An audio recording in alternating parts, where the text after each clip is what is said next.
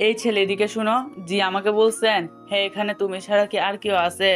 বলে শিহাব গুটি গুটি পায়ে মেয়েটির কাছে গেল। তারপর নিচের দিকে তাকিয়ে বলল, জি বলেন। উনি রেগে চোখ লাল করে বললেন, তুমি এখানে একা দাঁড়িয়ে বিয়াদবের মতো সিগারেট ফুফাতেছো কেন? শিহাব আবার মুখ থেকে ধোঁয়া ছেড়ে বলল, তাতে আপনার কি? সে মেয়েটি বলল, তাতে আমার অনেক কিছু। তোমার নাম কি? তোমার বাবা মায়ের নাম্বার দাও, এখনই তাদের জানাবো তাদের ছেলে কলেজে এসে কি করে। শিহাব একটু বিরক্তি ভাব নিয়ে বলল, আরে আজব তো, কে আপনি? মেয়েটি বলল, আমি যেই হই আগে নিজের নাম বলো। শিহাব বলল, আমি বলবো না, যা খুশি করেন। মেয়েটি বলল, পরে কিন্তু পস্তাতে হবে, বাপ বাপ করে নামও বলতে হবে, আবার সরিও বলতে হবে। শিহাব বলল, আপনি এত বড় মানুষ আসছেন যে আমাকে দিয়ে সরি বলাবেন? বলাতে পারলে যা বলাবেন সেটাই করব। মেয়েটি বলল, আমি হলাম। মেয়েটির পুরো কথা শেষ না হতে দিয়ে শিহাব বলে উঠল, বুঝেছি বুঝেছি, সিনিয়র টিনিয়র কেউ হবেন, তা আমাকে র্যাক না দিয়ে অন্য কাউকে র্যাক দেন, আমাকে র্যাক দিয়ে কাজ হবে না। আমি আপনার র্যাগিংকে ভয় পাই না। মেয়েটি বলল, এই শুনো আমি। শিহাব বলল, এই চুপ করেন তো আর যান এখান থেকে প্লিজ। বলে শিহাব সিগারেট আরেকটা টান দিয়ে সেখান থেকে চলে আসতে লাগলো। মেয়েটা শিহাবের দিকে হা করে তাকিয়ে আছে।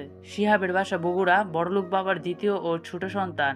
সে অনার্স প্রথম বর্ষে নতুন ভর্তি হয়েছে। কলেজে এসে প্রথম দিনে বদরামি শুরু করে দিয়েছে, কারণ সে ছোটবেলা থেকে অনেক দুষ্ট আর চঞ্চল, মানে যখন যা ইচ্ছা তাই করে, সেটাই করে। অন্যদিকে যে মেয়েটা শিহাবের উপরে রাগ দেখিয়ে গেল, তার পরিচয় না একটু পরেই দিই।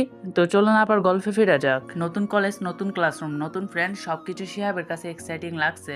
শিহাব ক্লাসরুমে ঢুকে একদম দেখে মাঝখানের বেঞ্চে গিয়ে বসে ব্যাগটা রেখে বসে বলল। আস্তে আস্তে ক্লাসরুম ছাত্রছাত্রী ভরে গেল। শিহাবের পিছে একজন দুজন বসছে। শিহাব নিজে হাত বাড়িয়ে বলল, হাই আমি শিহাব। তারপরে একজন বলল, হাই আমি রাকিব। শিহাব বলল, নাইস টু মিট ইউ। আর তুমি? সে বলল, হাই আমি সানি। শিহাব বলল, হাই। সামনে আরো একজন। শিহাব তাকেও বলল, হাই তোমার নাম কি? সে বলল, হাই আমি রানা। একটু পরে আমরা চারজন খুব ভালো বন্ধু হয়ে গেলাম। ক্লাস শুরু হতে আরো 10 মিনিট বাকি আছে। তারা চারজন মিলে ফোনে একটা নাটক দেখতে লাগলো আর মাঝে মাঝে হু হু করে হাসছে। কিছুক্ষণ পরে ক্লাসে ম্যাম প্রবেশ করলো। সবাই তাকে দেখে সালাম দিয়ে দাঁড়িয়ে পড়লো। আর শিহাব তাকে দেখে চোখ বড় বড় করে আস্তে আস্তে দাঁড়াচ্ছে। মনে হচ্ছে পৃথিবীর অষ্টম আশ্চর্য সে দেখছে।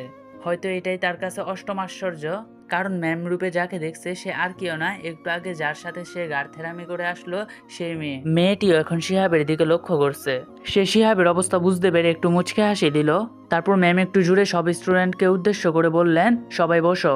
ম্যামের কথায় সবাই বসে বলল, কিন্তু শিহাব ম্যামের দিকে হা করে তাকিয়ে আছে। ম্যাম আবার বললেন, এই ছেলে এমন হা করে দাঁড়িয়ে আছো কেন, শুনতে পাওনি? শিহাব তবুও বসছে না। শিহাবের পাশে তার বন্ধুরা তাকে জোর করে বসিয়ে দিল। ম্যাম তার অবস্থা দেখে মুচকি হাসলো। তারপর বলল, হাই আমার নাম পরি, তোমাদের নতুন ম্যাথ টিচার। তোমাদের সাথে পরিচয় হওয়া যাক। একে একে তোমরা সবাই নাম বলো।